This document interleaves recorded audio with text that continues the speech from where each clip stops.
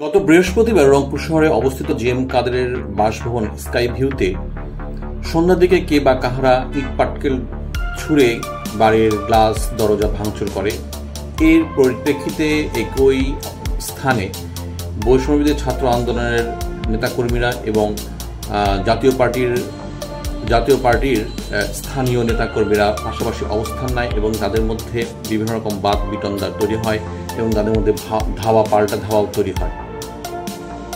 এই ঘটনার পরিপ্রেক্ষিতে অর্থাৎ ঘটনাটি কেন ঘটেছে, কারা কারা জড়িত ছিল, বিভিন্ন বিষয় ইনভেস্টিগেশনের জন্য শনিবার রাত 1টার দিকে রংপুর শহরের পায়রা চত্বর এলাকায় বিএনপির 3 জন ও বৈষম্যবিরোধী ছাত্র আন্দোলনের 2 জন নেতার সঙ্গে কথা বলেন সেনাবাহিনীর 72 পদাতিক ব্রিগেডের commander brigadier general Humayun Kayum.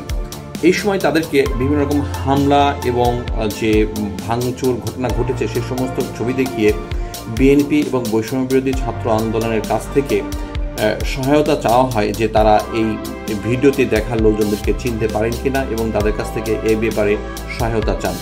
এর ঠিক আধা ঘন্টার মধ্যেই বৃষ্টির মধ্যে সেখানে উপস্থিত হন এনসিপির উত্তরাঞ্চলীয় সমন্বয়ক সার্জিস আলম। তিনি সেনা কর্মকর্তাদের সঙ্গে কথা বলার পর সাংবাদিকদেরকে বলেন, জাতীয় পার্টি বিগত 16 বছর আওয়ামী লীগকে স্বৈরাচারী সরকারে পরিণত হতে সমর্থন দিয়ে এসেছে। আওয়ামী লীগের বি টিম হচ্ছে জাতীয় পার্টি। তারা শান্তিপূর্ণ রংপুরে বিশৃঙ্খলা সৃষ্টির মাধ্যমে অস্থিতিশীল করার চেষ্টা করছে। তিনি আরও বলেন, তাদের মিটিং মিছিলে আওয়ামী লীগ যুবলীগের নেতাকর্মীরা অংশ নিচ্ছে। জিএম কাদেরের রংপুরে এসে গোপন বৈঠক করে জাতীয় পার্টির আড়ালে আওয়ামী লীগকে সংগঠিত করার ষড়যন্ত্র করছিল। বৈষম্যবিরোধী আন্দোলন এর প্রতিবাদ করে মিছিল করলে সেখানে তাদের উপর জাতীয় পার্টির নেতাকর্মীরা হামলা চালিয়েছে। তিনি আরও বলেন, আওয়ামী লীগের মতো জাতীয় পার্টিকেও নিষিদ্ধ করতে হবে। আমরা সরকারের সঙ্গে এই নিয়ে কথা বলবো। জাতীয় পার্টির নেতা অবৈধ ভোটে নির্বাচিত মেয়র এখন পুনর্বহাল চেয়ে আন্দোলন করছে, এটা তার ভালো লক্ষণ নয়। তারা কিভাবে মিছিল মিটিং করে, আলটিমেটাম দেয়, তাদের সঙ্গে কারা আছে আগে এসব খুঁজে বের করতে হবে। এই ঘটনার পরিপ্রেক্ষিতে জাতীয় পার্টির ছাত্র উইংয়ের জাতীয় ছাত্র সমাজের নেতা আরিফ আলী শুক্রবার গভীর রাতে রংপুর থানায় বৈষম্যবিরোধী ছাত্র আন্দোলনের মহানগরের আহ্বায়ক ইমতিয়াজ আহমেদ ইফতি সহ 22 জনের নামে রংপুর মহানগরের কোতোয়ালি থানায় একটি মামলা দায়ের করে।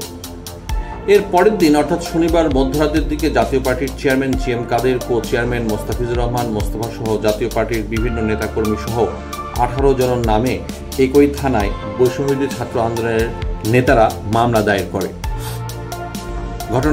ঘটনাটি সম্পর্কে জানার জন্য এবং ইনভেস্টিগেশনের জন্য সেনাবাহিনীর 72 পদাতিক ব্রিগেডের commander brigadier general Humayun Kayum সেখানে উপস্থিত হন এবং তাদেরকে বিভিন্ন হামলার ভিডিও দেখিয়ে তাদের কাছে অর্থাৎ বিএনপি নেতাকর্মী এবং বৈষম্যবিরোধী ছাত্র আন্দোলনের নেতাকর্মীদের কাছে সহায়তা চাওয়া হয় যে তাদেরকে কেউ চেনে কি না। তবে সেনাবাহিনীর পক্ষ থেকে দৃঢ়চিত্তে বলা হয় যে তারা এখানে কোনো রকম ভাঙচুর বা মব জাস্টিসের তেমন কোনো রকম সুযোগ দিবেন না এবং যারাই এই কাজগুলো করতে চাইবে তাদেরকে কঠোর হস্তে দমন করা হবে। শুধু শ্রোতা, এই সম্পর্কিত বিষয়ে আরও জানতে চাইলে আমাদের চ্যানেলটি সাবস্ক্রাইব করুন এবং আমাদের সঙ্গেই থাকুন। ধন্যবাদ।